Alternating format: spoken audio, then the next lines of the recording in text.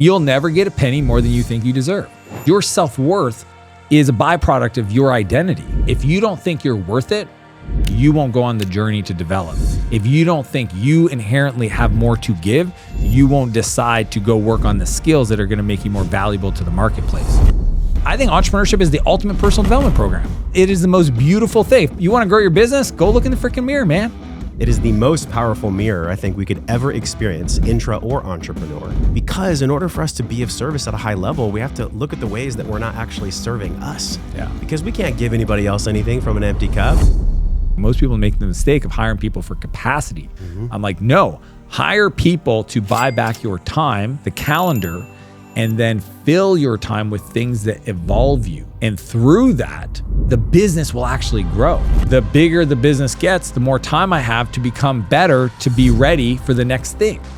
But you can't do that if you don't have the calendar. Create the space in your calendar to then go on the journey to become more valuable to the marketplace. Why? Because you deserve it. I think everybody deserves to be rich.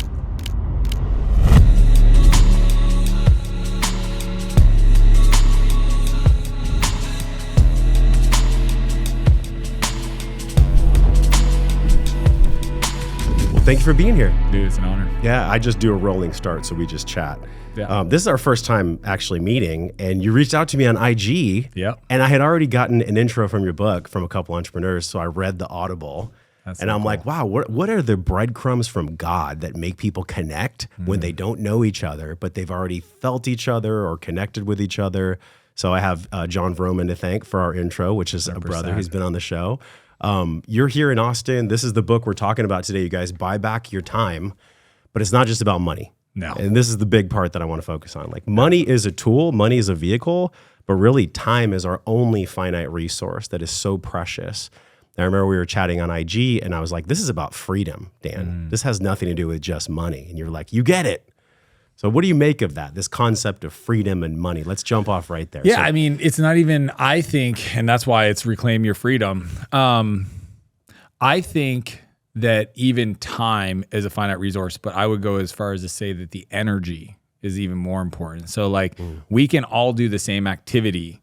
And, you know, I remember I call it math class, right? I'm sitting there and it's like, I'm looking at the clock and it's and I'm just like, this is so slow. And it felt like 3 hours. Guy. No, was math a strong suit for you? No, zero. Yeah, it was like the slow time almost stood still.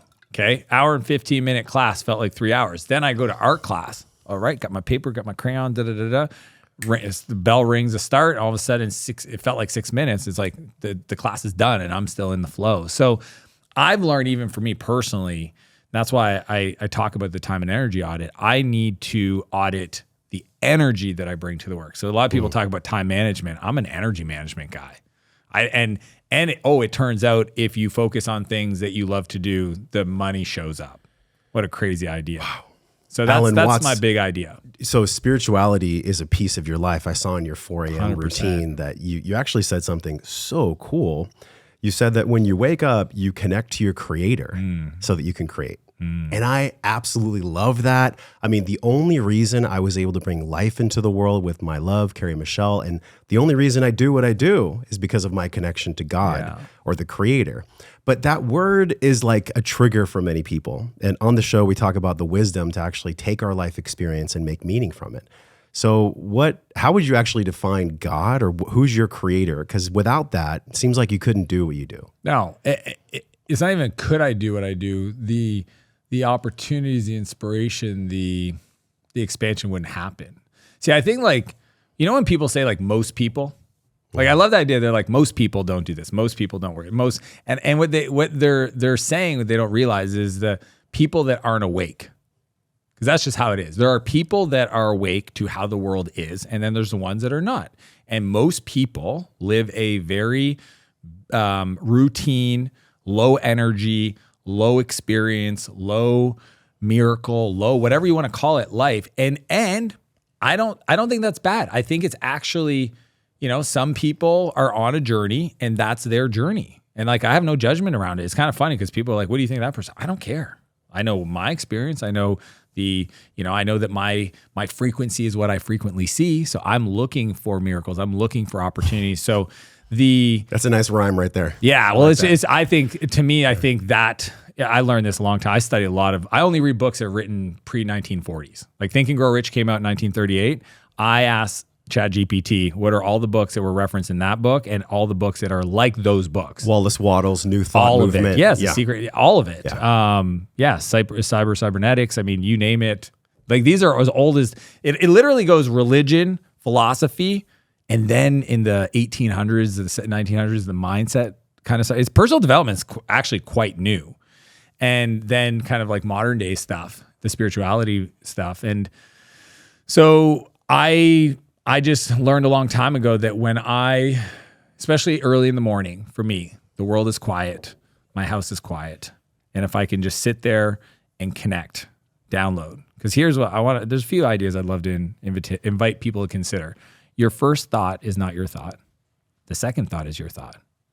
So when you're driving, and you get a download, you get an inspiration, that's not you. That's the universal mind. That's God, that's creation, that's whatever you want to call, whatever word you want to use. Would you call it the collective field or all of the it. collective unconscious? Dude, I literally, there's if you go in history, there is 55 different words to explain the same thing. No shit, 55. There's more. I mean, I literally was asking ChatGPT, pull out this book that I use AI all the time. And it gave me like, universal, divine. Like it's funny because you can actually put them together. It's like universal consciousness, the universal mind, universal divine. But at the end of the day, and Elizabeth Gilbert wrote a great book called Big Magic, talks about this, right? Like there is this collective consciousness that's always there if you're aware, again, awakened.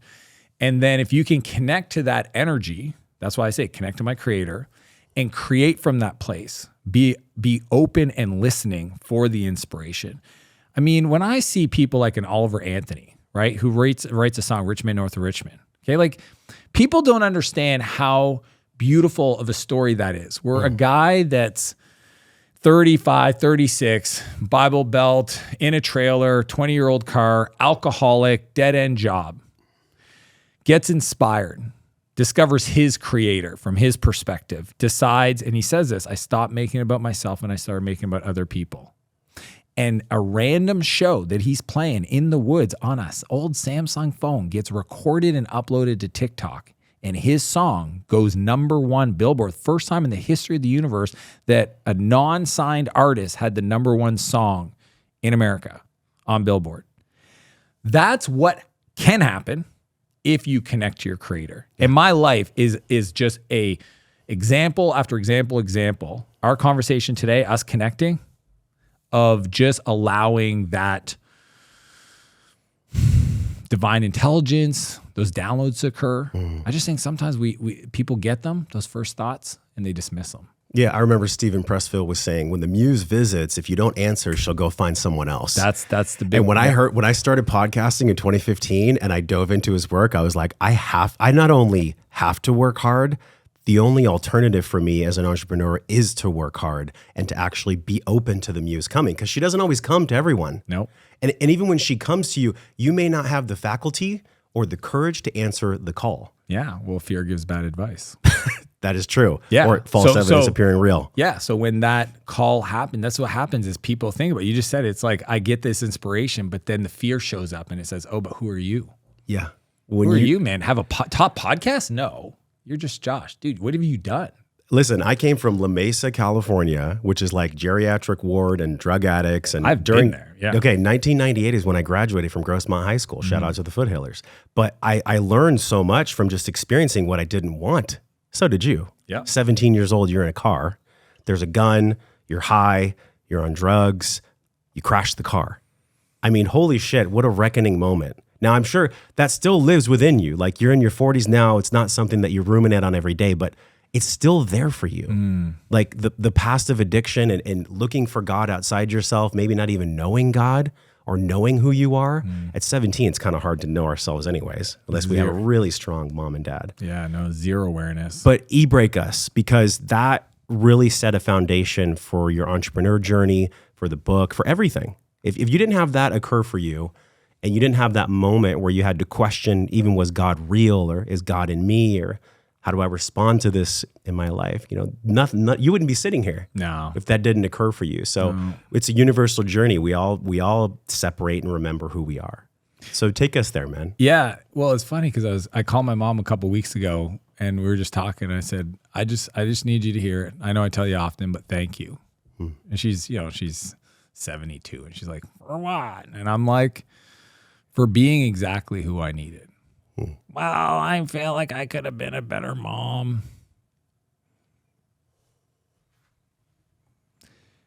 You were the mom I needed. And I'm so happy right now. Thank you. And she gets awkward. She didn't grow up in any aspect of personal development. And I just look at it and I look at who she was. And in those moments, the car chase, the almost taking my life, my parents, they did the best they knew what they could do with what they had. And when I look at, the people that showed up in my life in prison right after, eventually rehab, discovering software programming, which it makes no sense. We didn't have a computer growing up. Why did that speak to me? And the character that I developed. I mean, the big thing was growing up with a huge sense of comfort in the chaos. Like Josh, I mean, that is, if I have a gift, it's I can go into a pain cave, sit down, get super comfortable, and I'm good. I don't know why. I know why, because I went through so much as a young kid. Turns out as an entrepreneur, going through that is the ultimate skill. When people are like, how do you take risk? Aren't you scared? I go, okay, I'm sorry. I used to, I'm not proud of any of this, but I used to break into people's houses that I knew had guns to steal the guns. Just saying that sentence out loud is kind of stupid. You're going into somebody's home that in that home, they have the ability to shoot you in the face. That I don't even understand. And when they're talking risk, I'm like, what we're doing in business is, worst case, I sleep on my brother's couch for 2 months maybe. Worst case, I get a job at Facebook. What are we talking about? Where's the risk? Some people don't actually... I think this is a big idea and again, these are all things I learned 16, 17-year-olds going through rehab, going through, being in prison is there's never been a situation where I haven't figured it out. It doesn't mean that I didn't stumble. It doesn't mean it didn't hurt. It didn't mean I suffer for months. It doesn't mean that. There were definitely periods in my life where I went through some tough times, but I always figured it out. So the older I get, the coolest perspective I have is it's all awesome. It's all going to be great. It's all figure outable. It's all there. Yeah. And we get to create from that place. So again, I'm not saying that everything's possible. I'm saying anything's possible. And if people want to connect to their creator, embrace the pain. Guy said once, he said, the freest person in the room is a person with no secrets. When I was writing that book, okay, my dad heard Dan's writing a book. He calls me up and he goes, hey, I talked to your brother. He says you're writing a book. I don't think your mom wants that story out there. I go, that's fast. They've been divorced since I was 13. I was like, really? Mom called you and told you? Well, no, but I know your mom. I go, Dad, do you have an issue with the story out there? Yeah. Is that your way of telling me that? And he goes, I don't want to have that conversation with my neighbor. I don't want to have that. You know what I mean? Why do we have to go back? What was the conversation he didn't want to have? He didn't want anybody to know that I went through that. Nobody knew that story. That's what's fascinating. That was a family secret that I kept quiet for 17 years. But that secret held you hostage. That secret was the most powerful thing I have. Why? Dude, I'm sitting here and telling you everything in my life is because of that. Everything. I'm there's no other way to say it. The thing that's happened to me, the worst thing that's ever happened to me is my source of strength. And it's kind of like somebody said it recently. They said it's like a bow and arrow. The only way for the arrow to go as far as possible is you got to pull that sucker. It's almost like, and I'd love to get into bow and arrow stuff, but as a kid, obviously I knew I had a bow and arrow, like a regular one, not a compound bow. And it's just the more you pull it back, the more you're willing to go into the inner child and do the work, the further you can go. The lowest you've gone is the highest you can go. And that's why a lot of people that have gone through the most actually have the most to give if they're willing to explore that. So for me, not to use the thing that shaped me, that created who I am, to go out in the world and be full of shit. Like I would be full of shit, dude. Dude, if you ask me, hey Dan, why do you think you're successful? Well, I get up every day and I work hard and I'm consistent, and I'd be lying. That's not why I'm successful. I'm successful because I went through some really tough challenges, and I was blessed to have people show up in my life to show me how to do the work. Dude, you know what this makes me remember? A story from Les Brown where he talks about the Chinese bamboo tree. Have you heard this one? No. Oh, it literally, when you were speaking, I was seeing a bamboo tree grow. You have to plant a seed perfectly. It's got to have perfect angle sunlight. You got to water it every day for like 5 to 10 years. And if you miss a day, it won't grow. And then all of a sudden, in 2 weeks, it grows 50 feet, the Chinese bamboo tree. Whoa. That's exactly what you talk. So 16, 17, you're in the car. You're literally disconnected from God, probably your creator, in every way possible. Yeah. But the seed of success was fucking planted. The Chinese bamboo tree was planted. And it took how long before it started to sprout? Dude, this is I just finished talking to my buddy Nicholas about this. I didn't have a relationship with God the way I do today for a long time. Why was that? I just didn't, I mean, how do I say this? The people I knew in the Catholic Church, full of shit. Like, I'm like, you don't, what are we doing? You go to church on Thanksgiving, Christmas, like whatever. It's, you don't believe in it. Like, I talk to you and I can see it's not there. Like, they're not connected to spirit. Yeah. Okay. I didn't know that. I just was like, I met these people in church and I'm like, you're full of shit. You talk about God principles this, and I know that you hit your wife, or you talk about this and I know you cheated on your wife, right? Like, there was all these issues with the people from religious church. And then I go my whole life, but I knew there was more. Like, I'd be that guy, like, I believe in energy. I believe there's more out there. I can't tell you what it is, but there's something more. There's something more. And that helped me, right? That helped me with like the coaching, the therapy, the breath work, the meditation. Like, I had these moments of like connectivity and massive gratitude. And then I went to, I think it was a decade ago, I went to an event and they did this oneness blessing. And then all of a sudden I felt it. That was probably the first time I felt what people call God. And even then, I didn't kind of allow myself to go on the journey. And it was probably 6 years ago. And I woke up one day and I realized all the best people in my life, all the best humans in my life, were all followers of Jesus.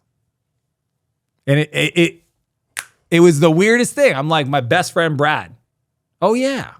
And then this other guy, oh yeah, and this guy. And I'm like, okay, this is interesting. Like, these are all people I admire. They all have faith. We don't talk about it because they're also incredible entrepreneurs. And then I just kept asking questions. And then this like random introduction to a guy named Erwin McManus. You know Erwin? No. Dude, it's so weird, man. I heard him on a podcast and he was the first person I ever heard talk about spirit and energy. I mean, he studied, I think he grew up, I don't even know, Buddhist or something. Like, his mom went through like all these different religions, and then he just kind of explains it. He runs a church in LA called Mosaic, and one of his tenets is 75% of the audience are atheists. On purpose. He goes, that's what, we're not supposed to hold place for people that are believing. We're supposed to hold space for people that are on the edge, that are curious. What's going on here? I see this person. You seem a lot more lit up than I am. What do you know? Like, and that's been the coolest thing, is like, I think God was there the whole time. I definitely did not know how to have a relationship with him. Yeah.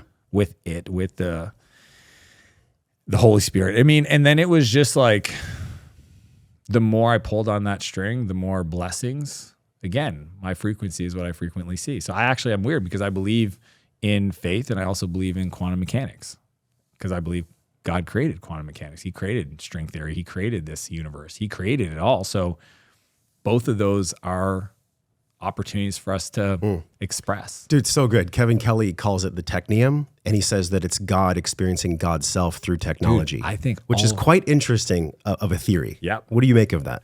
I actually think we're all here for God to experience. It's consciousness experiencing consciousness. So that God's basically Godding everywhere. Dude, we're all of the universe. Now, this is a spiritual, but it's also a practical. This is very Because if people actually feel what you're saying, it could change their life. I had so much anger towards God. My mom was manic bipolar. My dad left when I was 2. God exists. 2 months old. Like, happen? if God's here, why would God allow these things to happen? And are we actually ever free if I believe in a deity, if I believe in an all? Yeah. Because why would the all allow such heinous things to occur? And that was what baked my noodle for so long. I'm like, oh my gosh, how do I let go of my resentment and anger towards God? And it wasn't until I started this podcast where I actually developed a relationship with God. So it's so fitting that, first thing in the podcast we're talking about is your faith. Like, you connect with your creator in the morning so that you actually can create. Yeah. And I wonder, like, this book and even this concept of buying back your time, it's about freedom.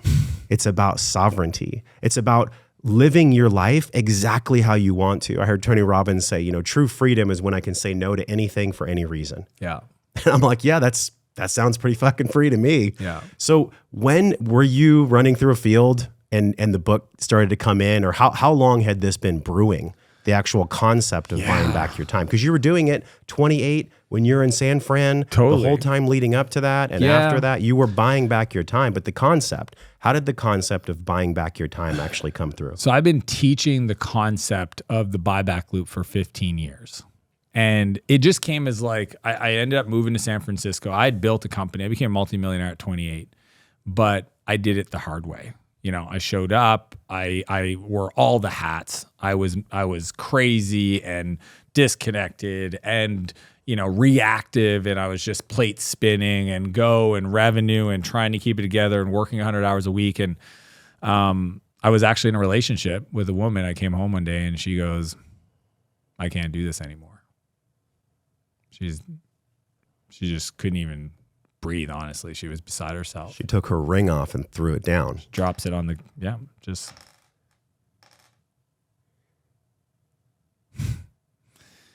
It was a painful moment in my life, but one of the most beautiful too. Like we're still friendly. I don't talk to her, but man, I've written her letters over the years. So just because like what she did for me is hold me to a standard.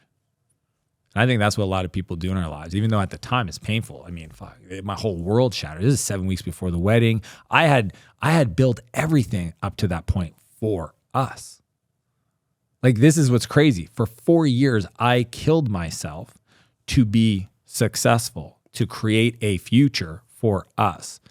And in the chaos of it all, she goes, I never asked you for any of this. Huh. And I don't see you ever changing. And I don't want. I can see where this goes. I don't want that. And the blessing that she gave me was it's almost like, it's kind of jokey, but when I was a kid, my brother stole my bike and he went around like the front yard and he was coming across and I grabbed the broomstick and I threw it at him to try to knock him off the bike, but it got the front tire. And he just like, I don't know if you've ever done that to us. Yeah. Like just like it happened so fast. Like the bike just flipped up, smashed himself in the face. That's what she did for me. It was a immediate shock to the system that said, okay, how I'm doing it is clearly not working. It's not going to work. I can't do this. But here's my challenge is that's how I was wired. That's what I told myself. This is how Josh, this is all I know. I know how to go. I know how to create. Okay, well, and I mean, dude, I had anxiety attacks. I was depressed. And 6 months later, we sell the company. I become a multi-millionaire. Now what? All the stuff, all the person I thought I would be, turns out none of that works. But that's when I was working with a therapist. I mean, it was a journey. It was probably like 8 months. And for a long time, this is what's crazy. There was a period where I thought I will have to resolve to being the rich uncle because I should not be in a relationship. I'll be the creator. I don't know if there was anybody like me, but I'll just be the single bachelor for the rest of my life. I will build companies. It's my happy place. That's what I'm doing. I should not be in a relationship with somebody else because I'm not going to be good for them. And I don't want to hurt somebody the way I hurt her. And then I moved to San Francisco.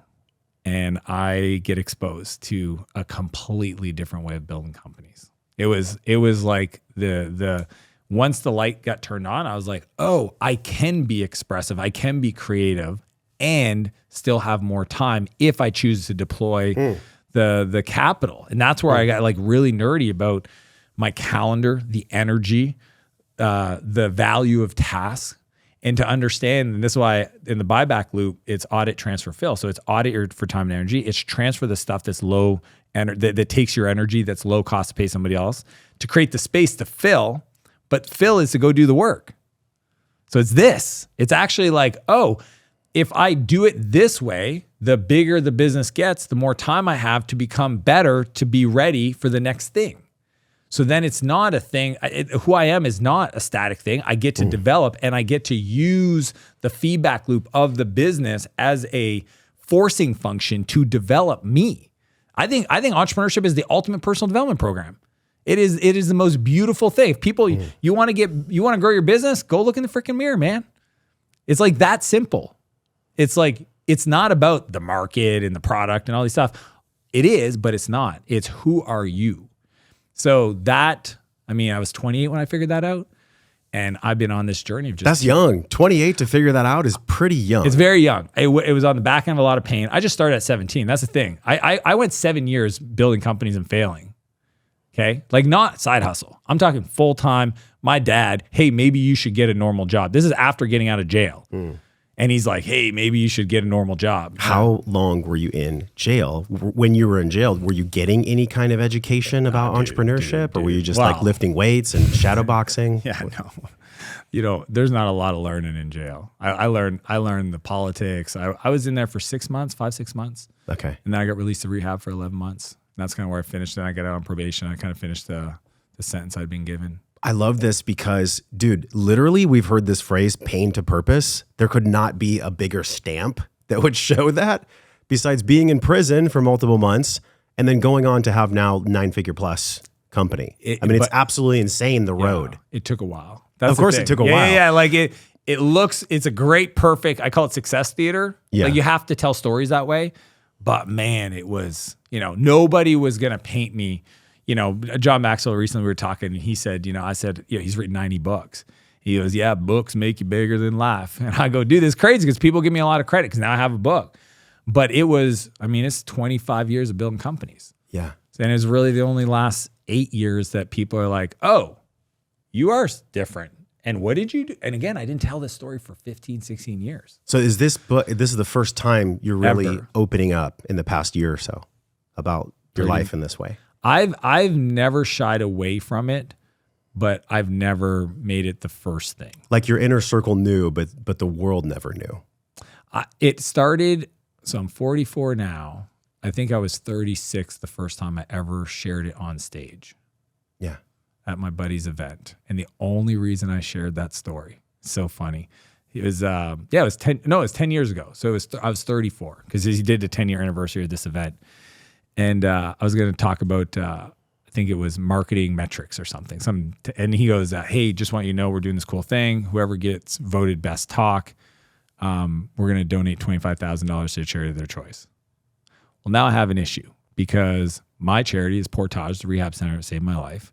And it's all I'm not going to miss an opportunity to get them a check. I'm not going to win talking about marketing and metrics. So I decide I'm going to tell my story, and I'm going to change it a bit to be about the integrated life and the journey. But I've never told this story before, so I have to go work on it. This is the morning of the afternoon I'm giving the talk, right after lunch. My wife's there. She's pregnant. And I said, babes, I'm going to go back to the hotel room, work on my talk. I'll be back after lunch. She goes, okay, cool. Goes, I don't want to make you nervous, but... And she never knew this story. Nobody knew it. Oh, she didn't even know. No, man. Like, dude, this was nobody. A family secret this was in a safe. We don't talk about it. Yes, there was always jokes about Dan being a little wild as a kid. There was no high-speed chase, stealing cars, going to jail twice kind of stuff. And she goes, I don't want to make you nervous, but my parents are going to come. They're in town. They want to come watch your talk. And I was like, oh, babes, you can't let them She's like, why? What are you going to say? I was like, just promise me, keep them here. I'm going to need to talk to them afterwards. Okay. We had our newborn. So they came in to take care of the baby for a bit, but they wanted to come talk. She's pregnant because they're 11 months apart.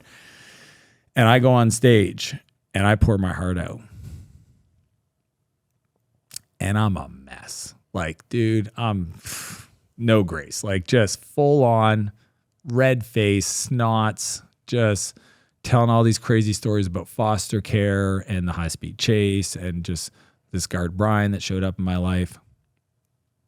And 15 minutes. It was like just this. And I get off stage, standing ovation. And Tim Ferriss is in the room. And he comes up to me. And I'd known him for a few years. So I lived in San Francisco. And he goes, I had no idea, Dan. He goes, that was one of the most, thank you. He didn't even finish his sentence. He just says, thank you. And then he walks away. And then Mark Echo from Echo Clothing comes up. And he's like, dude, what a crazy story. Thank you. I'm like, this guy comes up. Hey, man, don't tell anybody. I've never to share this, but I actually spent 2 years in jail for drinking and driving. And your story was really awesome. Cameron Harrell. Like, all these people came up. And I said to myself, I don't ever want to not have people know who I am. Because once you understand that, then everything else kind of makes sense. Until you understand where, I mean, this is true for everybody. If I don't know where you came from, it's really tough for me to understand how you are in the whole, right? But I didn't lean into it, right? That was a private room, 125 people. And it just, I would play with it a little bit, but man, it was so hard. I just didn't want to tell the story. I didn't want to relive the feelings. I love that. I picture you like snot coming out. It was not good. Cheek. We got to get the footage. But that literally is, it's on the screen right now. We're going to get the footage, okay? That literally is the place where all good things come from. Like, it's just and truth. I don't recommend this to everybody. Like, some people can get it in breath work. Some people can get it through, like I did the 20X with Mark Divine, which is like this overnight crucible, right? Where you do Murph soaking wet. Nice. Some people get it through ayahuasca, right? Like, there's all these different ways. Some people get it through church. Great. Yeah. However you get it, which is essentially a connection to your own fucking truth. That's the thing that people don't have to decipher or decode. We just feel it from you. Like, you are who you are, and there's no secrets that take up space in the room so that I can't actually feel your heart and you can't feel mine. And that's the real work we're all trying to do, but we get caught up in the fucking marketing game and strategy and framework, which is really powerful, and we're going to get to that. But unless you've done the real work like you've done to be able to then have the framework won't do shit. No. You could have all the PDFs, all the frameworks, all the how-tos, but unless you structure the inner work in a way where you can show up and meet the demands of the system and actually implement the structure, you're fucked. Yeah, because you're still taking you with you in all aspects. Like, that's the beauty of doing 11 months of rehab and essentially personal development at 16, 17 years old, is that they would tell us often, it's like people get out and they're like, you got to change your environment. But like, if you don't change you, you're just taking you with you. So like that new city, you're going to show up and you're going to be like, hey, you're going to be hanging out in the wrong places. You're going to be asking people like, what are you guys doing tonight? Like, you will take you with you. So that's why, like, a lot of the work I do, I call it chocolate broccoli. That book is chocolate, 100% by design. You want to talk about marketing strategy? I'm not an idiot. I know how to build companies. I wrote that title, that book, exactly for a single purpose, to get people to read the book. So that's what they want. They want their time back. They want to make money. They want to build their empire. Chocolate. The broccoli is, let's create some space in your calendar. Let's talk about what that means. What should you do at that time? Who do you get to become? So we all know this. Jim Rohn said it. The world doesn't get easier. We get better. I needed to teach people how to get their calendar back so they had the space to do it. Because what happens, unfortunately or fortunately, is most entrepreneurs build a massive company, exit or crater. And in one of those two moments, both of them are challenges. Exit and you realize none of this didn't change who you are, or crater, massive pain. Then they give themselves permission to go on a journey to do the work. I would love for them to be wealthy the whole time and explore and expand who they are the whole time. But you can't do that if you don't have the calendar. So that's why I always say the buyback principle is you don't hire people to grow your business. You hire people to buy back your time. It's a calendar over capacity thing. Most people make the mistake of hiring people for capacity. I'm like, no, hire people to buy back your time, the calendar, and then fill your time with things that evolve you. And through that, the business will actually grow.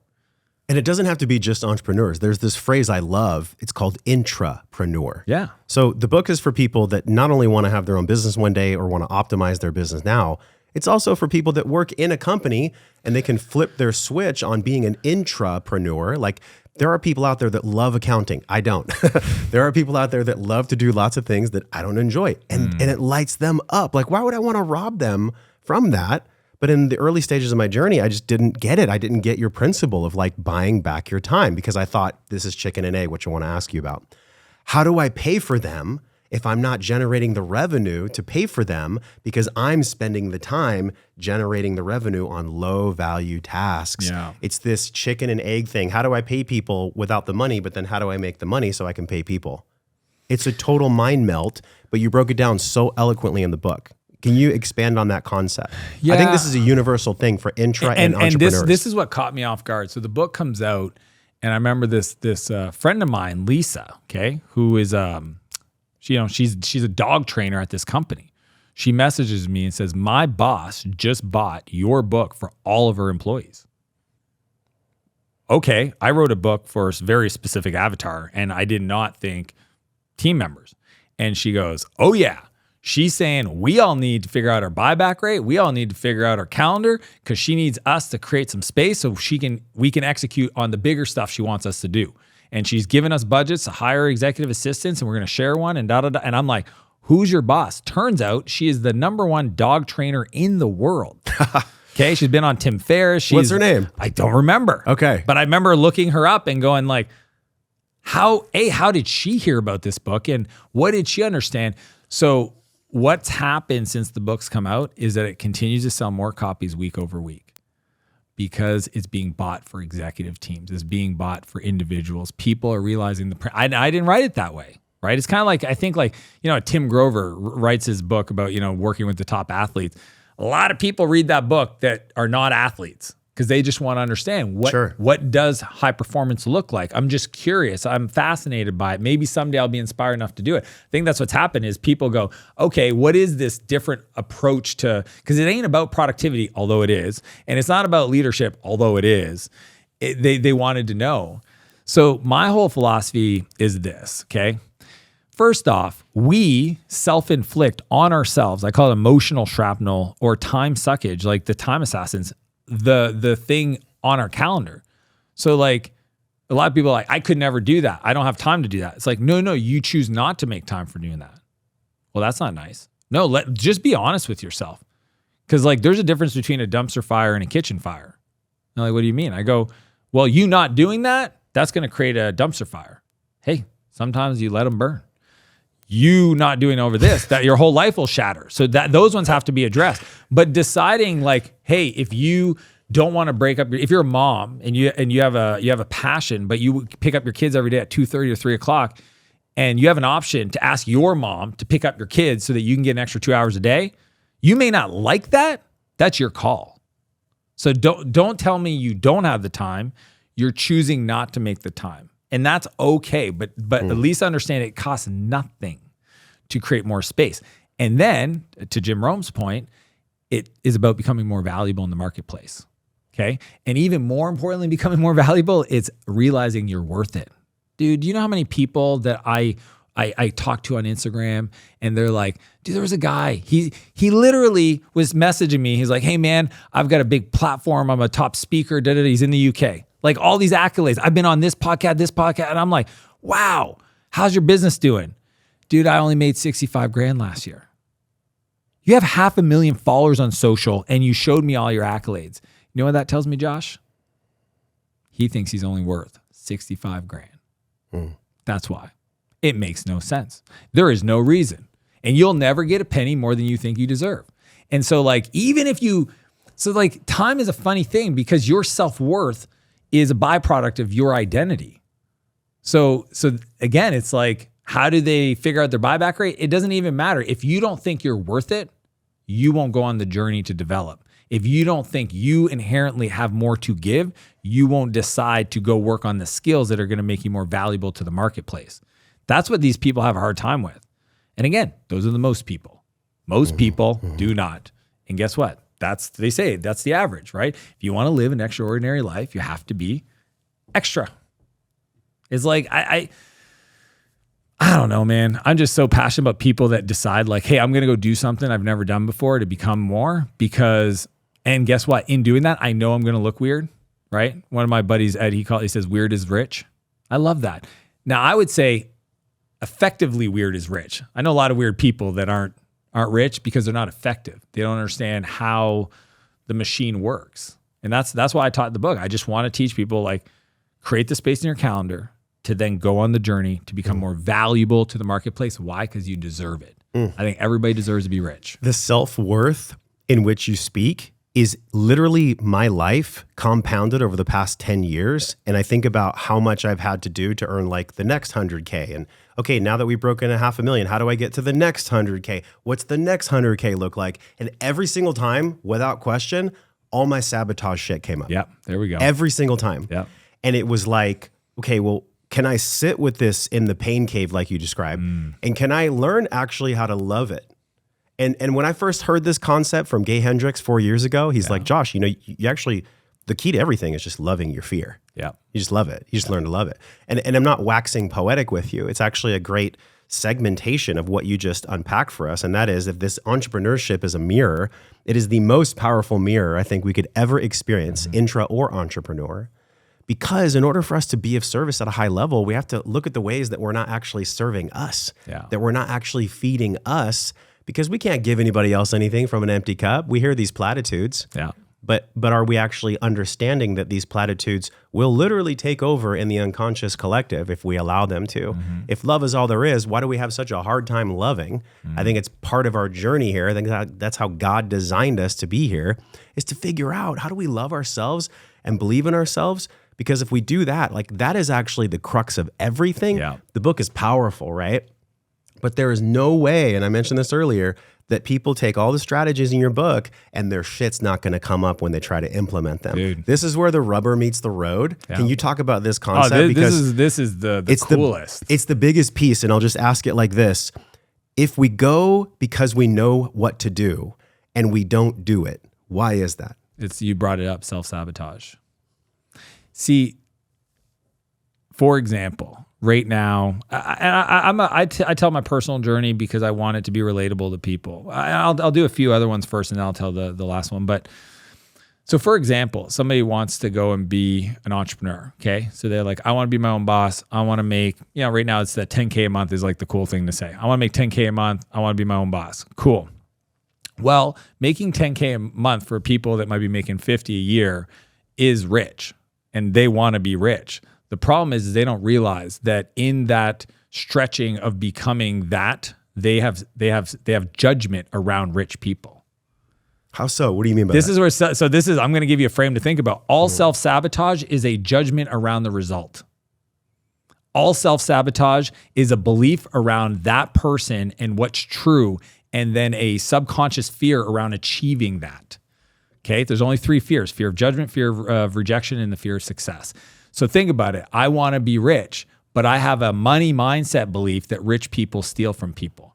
I have a money belief that rich people are selfish. And it's subconscious. They don't even realize it. It's the programming from the words they were said in their family member. I have a fear that if I'm rich, everybody's going to ask me for money and I'm not going to like that. So I'm not going to be rich.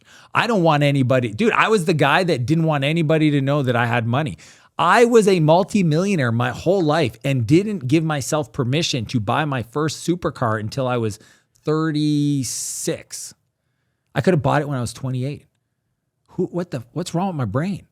Because I was worried about the judgment. I was worried about the stuff. Like what comes with driving an bright orange, McLaren orange car to CrossFit. Dude, my wife didn't even want to come in the car with me. So I'm not getting in the car. I'm driving my own car.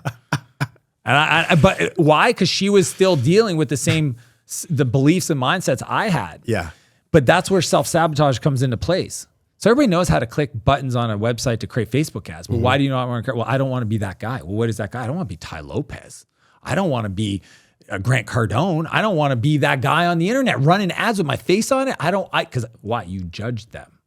So most people scroll social media and I call it, they scroll and troll in their mind. It's not, they judge the people that leave comments. Oh, that person's so angry inside. Why would they leave a mean comment? You're doing it.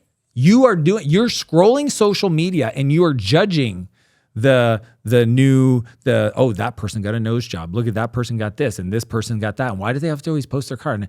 And so like self-sabotage comes from unresolved belief about achievement from the childhood, the inner child, the trauma, capital T trauma, whatever you want to call it. So it's kind of funny because like, it doesn't matter. The example that's true for me right now is I wanted to lean out and body comp. I wanted, I've been into triathlons and CrossFit and all this stuff my whole life. Like not my whole life. I used to weigh 265 pounds. Okay. So I was a big boy. Okay. I used to be 280. Okay. I will give you a picture if you want to put it on so everybody goes, oh, that was Dan. Right. Yeah. It's on the screen now. 21 years old. Yes, I'm in that person. You won't recognize me. And I've done Ironmans, CrossFits, ultras, all that stuff. Recently, I was like, okay, I wanna recomp my body. Okay, I hired a coach, and it's called the body recomp. And essentially, we go down to the lowest body fat, 6-7%, and then redesign. It's called a reverse diet. We redesign where we want to put things. And I remember saying, I don't want to look skinny because I've seen some people do this, and they look like they're sick, right? They get super, eyes, blah blah blah blah blah. So I had a fear around that. But I at least knew enough to process is speak the fear out loud, get comfortable, right? Talk to the fear, the pain cave, just like, so I would say it to my team, like, hey, I'm going to do this, but I don't want to look skinny, but I'm okay looking skinny because I know it's temporary and then I'm going to refeed. And dude, I come out of I'm at like the best shape in my history of my life since like pre-high school, teenage years, even better because I didn't have the muscle structure or the cardio. And I come out of the bathroom the other day and my wife goes, ugh, you look skinny. I'm not skinny. Like, you know what I mean? And she got me. And I was like, oh no, I'm looking that way I don't want to be. And I almost decided to stop. I almost decided to go downstairs and have whatever I want for breakfast and have a bunch of stuff and, just decide I'm good. I don't want to look skinny. She thinks I look skinny. I love my wife. I don't want to not look good for my wife. Luckily, I was like, let's sit with that. Let's get curious. Why does that hurt? Why is that fear? And I went to the gym and I trained and I lifted and I followed my program. I'm still in the process. And I post a picture on Instagram to share with people, sweat every day, work out, blah, blah, blah. Her reply, I'll send you a screenshot of this text message. She goes, heart emoji eyes, the heart eyes. And she goes, yum. She writes it, message me, yum. I go, you called me skinny this morning. She goes, I changed my mind. That's the feminine. Dude, come on. Dude. That is the feminine. The feminine is like water. It contracts and expands all the time. And I heard David Data say this. You are actually only as good as the last 5 minutes. Now, this is not a knock on women. No. Like I love women. They're amazing creatures. They're so wonderful. They make life worthy. But gosh, we're so different as men. We really are, right? And Alison Armstrong and all the relational experts I've had on, they all point to this fact. We literally on a hormonal level just feel and think differently about our lives. Vasopressin and oxytocin. You and I are vasopressin dominant. Women are oxytocin dominant. So when she poked you with the sword in the morning and she said, you look skinny, she didn't know that was going to crush you. Nope. It wasn't like she was trying to intentionally hurt you. And how many people have people they love in their family make these comments and then they use that as ground cover to give up? That's my problem. No doubt. They use that as the reason to say, maybe I'm gone too far. Maybe I don't need to work this much. Maybe I should stay in bed. Maybe I should, and like that was the big realization. I had a belief and a potential to self-sabotage and I almost did it. But luckily I'm working through it. And in that moment, I got on the other side of it and it turns out my wife thinks I'm hot. Awesome. Right? Same day. She changed her mind. The same. It was 90 minutes later. Keeping us on our toes, ladies. Yes. No. And I think that's where, I don't know if you've studied Peter Crone's work, but he says, of course, he's been on the pod. Dude, the world will show you through people and circumstances where you're not free. Where you're not free. She showed me. Yeah. And I was like, hey, worthy opportunity. Okay, well, let me just take this moment. Thank you, baby, Carrie Michelle, for showing me where I'm not free all the time. All the time. And actually, that's an unconscious projection. It's not all the time, but it's quite a bit, right? Yeah. Because as men and as women who are hungry about growth, I was watching a talk of you on stage and you said, I'm just a driven guy. I'm just a very driven guy. And I thought, yeah, but how do we balance being driven with also being present? Like the reason she threw the ring on the table when you were 28 is because you were just all drive. Yeah. You were literally the McLaren. Yeah. But you didn't know how to park. So like, how do we hold both of those worlds? This is one of my favorite questions because, you know, if God is singularity and duality is how God experiences God's self, and you and I are going through cycles of expansion and contraction or love and fear, which is a lot of what you touched on. And it's also how we execute the framework in the book. It's all the same. Yeah. Then how do we hold both of those worlds? Like what's been the big lessons or the turning points in your life where you can actually hold both of those worlds, your responsibility and be your childlike self, taking care of things and being present? How do we do that? I mean, it's such a complex question, but I feel like on the spiritual journey as we grow, our ability to meet these complex situations also increases as well. You know, I don't know if there was a moment, because I think a lot of transformation is like phasic, right? It's like a wave. It, like you're in it and then it contracts, and then but every expansion, contraction kind of leaves you at a higher state or higher awareness or expansion. Yeah. But I would say one of my favorite conversations was my friend Stephanie, and she's a spiritual therapist. Like she's just, you know, she has a PhD in spirituality. It's awesome. But she's not wearing a 50-pound crystal and levitating. No, like she's here. super practical. She's here with us. Yeah, it's and that's what I love about it, right? Is she can go wherever I want to go with my questions, but it's not dogmatic in any sense or yeah, it's like not vapor. Like I can't do anything with it. But she said to me, because we were talking about just like the energy of like how to connect with my creator. She was really the one that kind of exposed me to amplifying that tool, that experience. And she goes, let me explain it to you this way. Because I wrote a book. Okay, when they read the book, they're going to be like, it's systems, it's structure, it's tensionality, it's, you know, it's all there. Like it's very rigid. She goes, I want to invite you to consider something. She goes, when you go snowboard, you've been snowboarding for a long time. I said, my whole life, you know, it's one of my favorite things to do. She goes, when you're snowboarding, wherever you go on heli ski next week. I go, yeah. She goes, do you like sit there at the top of the hill and like have a checklist for your bindings and how you prep your body? And when you're going down snowboarding, I don't know how you do it, but you go down between the trees. Like, are you like, whoa, 22 degrees here and da da da? She goes, or do you just snowboard? I said, I just snowboard. She goes, Dan, you've been businessing long enough. You just got to be. I said, what are you talking about? She goes, I would encourage you to go about your business day and just show up with no agenda. Dude, my anxiety was like, what are we talking about? I'm trying to be productive. I'm Mr. Effective. There's no way I'm going to. She's like, just show up with this sense of intentionality just to help and be open to whatever will happen is perfect and it will be what is exactly should happen. And I was like, you are crazy, but I trust you. That experience has showed me, like, I'm the kind of guy, you can talk to my team. At the same token, I can get something done. I'll be the first one to crack a joke. As dialed in as my calendar is, you were talking about the freest person is the person who decided to say no at any time. I'm literally arguing with them in the car. I want to go see Ron White on Thursday. You can't. You got to think. If I can't walk my way out of there and pull a Houdini to go to Ron White at 8 o'clock, then what are we doing You're here? not free. No, and they're like, yeah. So I said, then it's just a conversation about whose feelings are we going to hurt, dumpster fire versus kitchen fire. And like, she's taught me to have both, right? And it's all about, it's you know, one of my friends, Mike, he goes, he's seen my evolution. He calls me full spectrum Dan. Because I remember the old Dan, you're so fucking just rigid and discipline. Was there like, were you a control freak? You know what? I was at one point for sure. When I was 24 to 28, that was the pattern, right? That's how I had all these people working for me. Plates are spinning. Because that created safety that you wouldn't fail. All of it. Which is an illusion. Yeah, all that. Yeah. But then it was like, oh, how do I scale? How do I buy back my time? How do I work through people? So there's been evolutions. The last decade has truly been, how can you accomplish and desire. My coach, I work with a guy named Ed Milet, brilliant guy, and he calls it blissfully dissatisfied. How can you, in the same breath, be blissfully joyful, full of gratitude, in awe of all of this, right? This conversation, this energy, and in the same token go, I think I'm capable for more. I think I'm here to do more. I'm actually, I know, not even I think, I know I'm here to expand my awareness and consciousness and creation.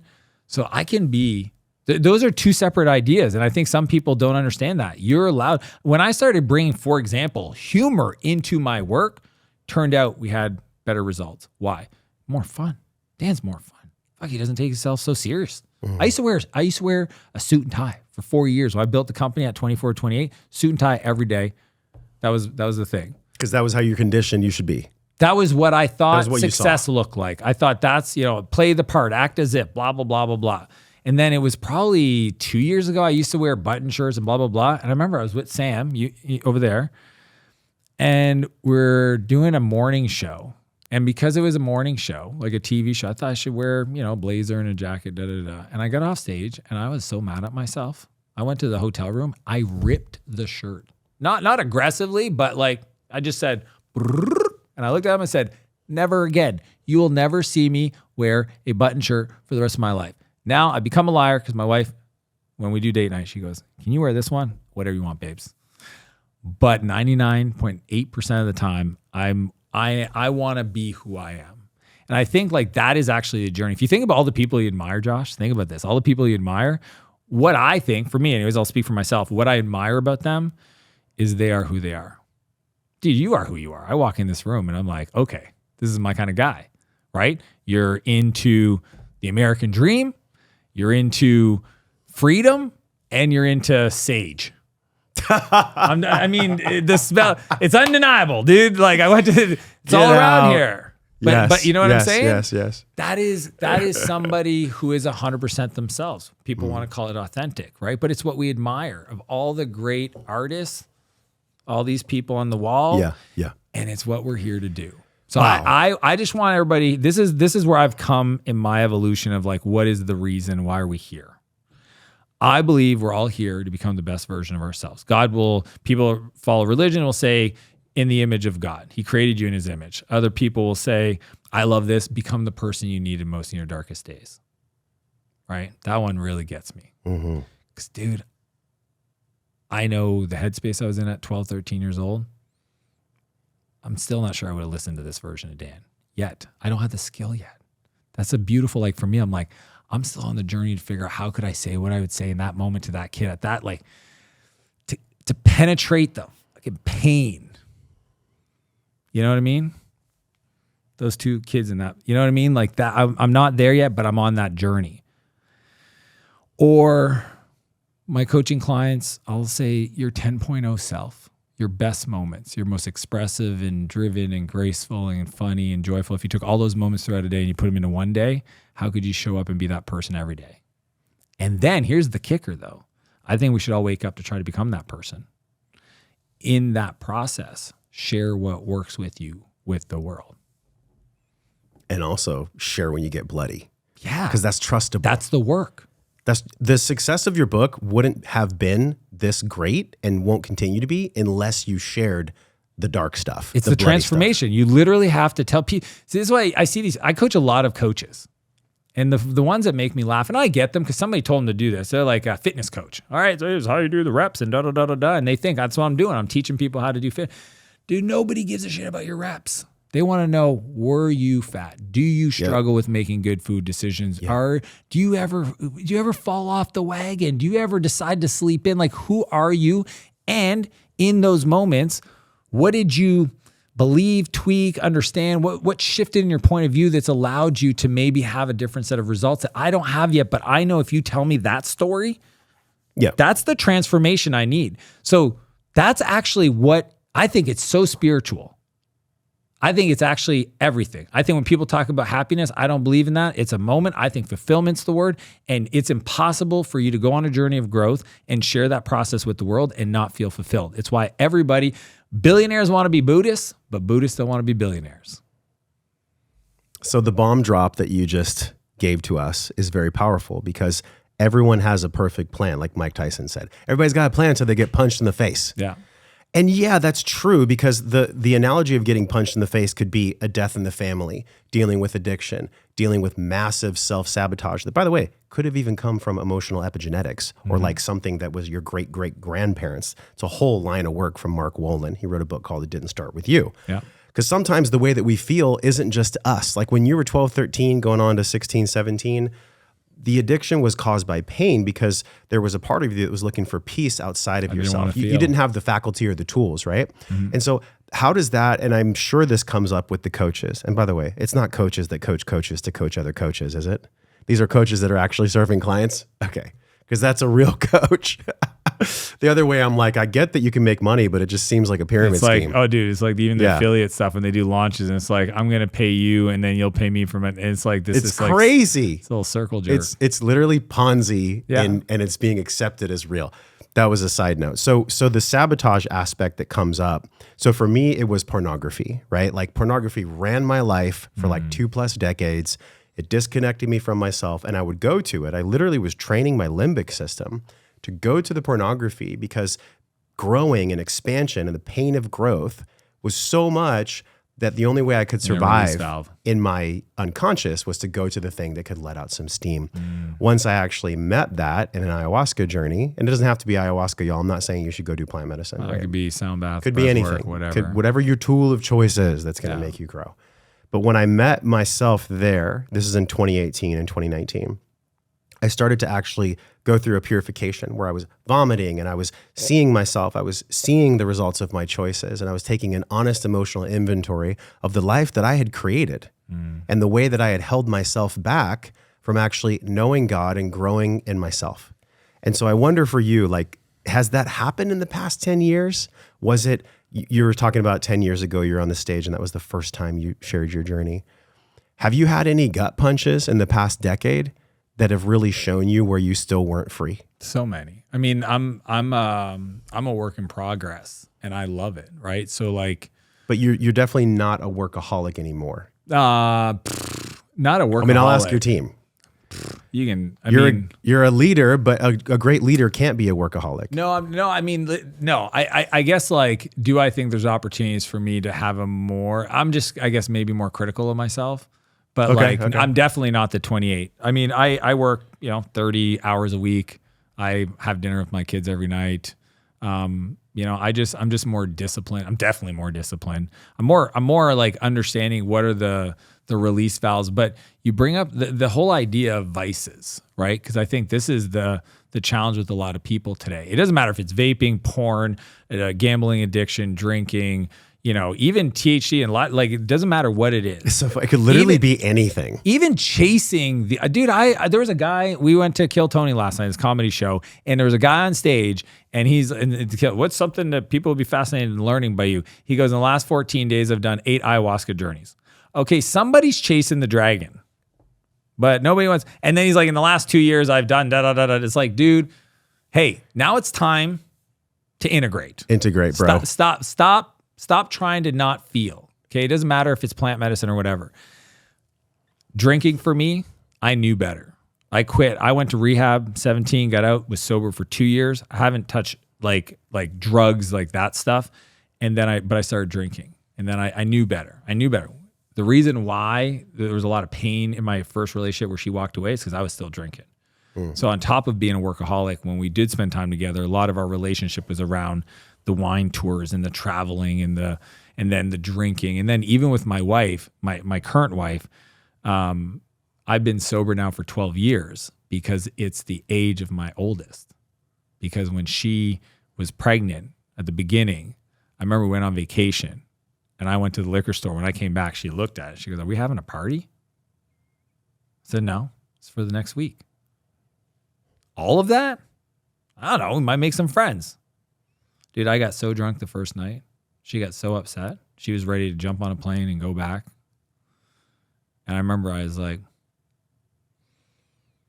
there's no future where if I don't quit drinking right now, that I'm going to create massive pain in my family and propagate the shit that I experience. It was like God said, do you want to fix this or do you want to continue this? And I remember in my drunken stupor, I poured it all down the drain, and she's screaming out. She's like, fuck, this is bullshit. You're not going to stay sober. You've done this before. This is no different. You got to get, you know what I mean? It probably took her 3 years to realize I was serious. 3 years of her watching, waiting for me to slip up. You needed to be trusted. And she was not wrong, because this is not the first time. I'd gone a month, 3 months. And there was just something that moment. So like I've had several of those, and even in the work. Yeah. Like, am I a workaholic? Are there moments where I'm sprinting because we're working on stuff and I might use that as ground cover in the last 5 years? For sure. But it's just a different level of energy, different level of tools. I'm way more curious when I get the feedback. I think that's the one thing I'm most proud of is like, I've gotten proactive about, hey, what things do you not think I don't, like literally asking, hey, is there something, you know me. I asked my buddy Mike the other day, you know me as it pertains to the business side or even life. What do I not see? He's like, well, I don't know, but what about this? And I was like, oh, that's interesting. Why do you say that? So like, I mean that this is where enlightenment comes from. I think like at the end of the day, if you truly do the work, you get to a place where it is just pure. And this is the funny part. Nobody ever said it to me this way, but they would say it. Hey, it's not about the destination, it's about the journey. Because what you realize is all the stuff that you're trying to do to impress people, all of it, the possessions, the McLarens, the big houses, the jets, all that stuff is to fill a void in our souls that asks the question, am I enough? How about deciding to do the work to just become enough? So when God touched your heart and you poured it out, what did you begin to believe about yourself? It's all there. It's always been there. It's there today. But when you say it, what do you mean? All of it. All of it. You feel that? So by all of it, you mean all of it. You mean all of love. All of it. Yeah. It's always there.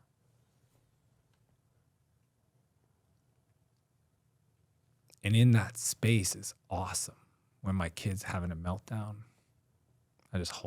I can be there. When my wife is, doing her thing she does, I just have to remind, we take all this so seriously, and I get it, and I interact with it, but there's going to be a day where this experience doesn't happen the way it's happening today, and none of it. I'm not going to be and it's happening. Like it's all just now, beautiful and awesome. Well, I'm sure everybody can tell and feel and hear that this is a Trojan horse. Buy back your time as a Trojan horse so you can do the framework that your conscious mind wants. Your ego needs. So actually your unconscious can do the real work to spiritually evolve enough to meet the demands of what your conscious is asking for. Exactly. So thank you, man. I mean, what an incredible, you want to talk about energy? Today was just a reminder of why I love what I do so much, because I know I'm 100% confident that a man or woman watching this or listening to this has been reached, they've been touched, and they've been moved in some way. And I wonder, as we say goodbye, we didn't even really talk about the frameworks and the logistics of the book, but you know what? Read the book. That's why you have to be here to actually feel what's going on in the book. It's not about the tactical, practical strategies. Yes, as you move towards that, and this is what I've always told my clients, and in the Breathe program and in our framework of the Pentagon, the physical, mental, emotional, spiritual, financial self, if we don't put a framework or a goal set or something, like put something on the board, then we'll never rise spiritually, emotionally to meet it. It just won't happen. So yes, you can start with the book, but be prepared, y'all. You're going to have to do some inner work to get there. So good. And the inner work, man, as we say goodbye, is really around this core question. It's like a keystone for my life. When I was a little kid, I asked myself, why are adults so angry? Why are they so frustrated? What is all this hatred and malevolence and just weirdness in the world? And who's the IRS, by the way? What the fuck are they all about? So the question that came for me when I was super young, I said, how do I live my life well? Like, how do I be well? How do I have well-being? I didn't know it at the time, but that was what I was feeling. And then when I started the podcast, that's been since day one and now 600 plus episodes. How do you live your life well? How do we live our life well? What is the wisdom you can share with us that will really allow us to choose to live our life well? Yeah, that's a big question. I don't know. I would encourage people to see other people's humanity. That's what God's telling me to share. I love. It's funny because I got a keynote this afternoon, and after we're going to do Q&A, and it's like 400 tech nerds, and they're just super cynical, left brain, right? And I know they're going to be sitting there the whole time going, is this guy full of shit? The whole time. I get it. I feel the energy. And then afterwards in the Q&A, they're going to come close to me, and I'm going to see their humanity, and they're going to feel me. And in that moment, I got you.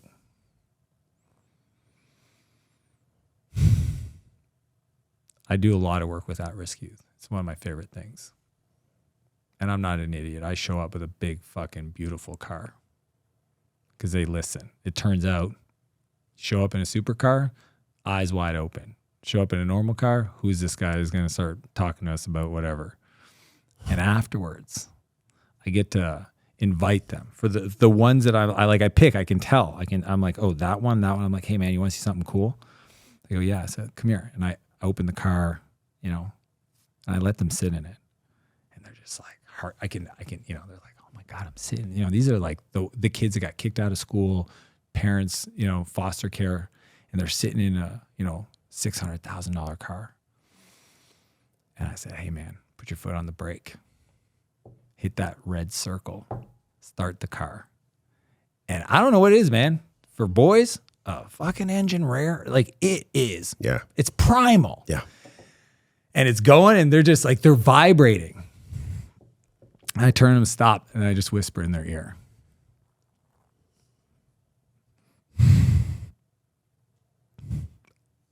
I was no different than you. No different. We got this. I got you. We got this. Get out. Stay sober for a year. We got this. I think people need to see other people's humanity and share themselves with them.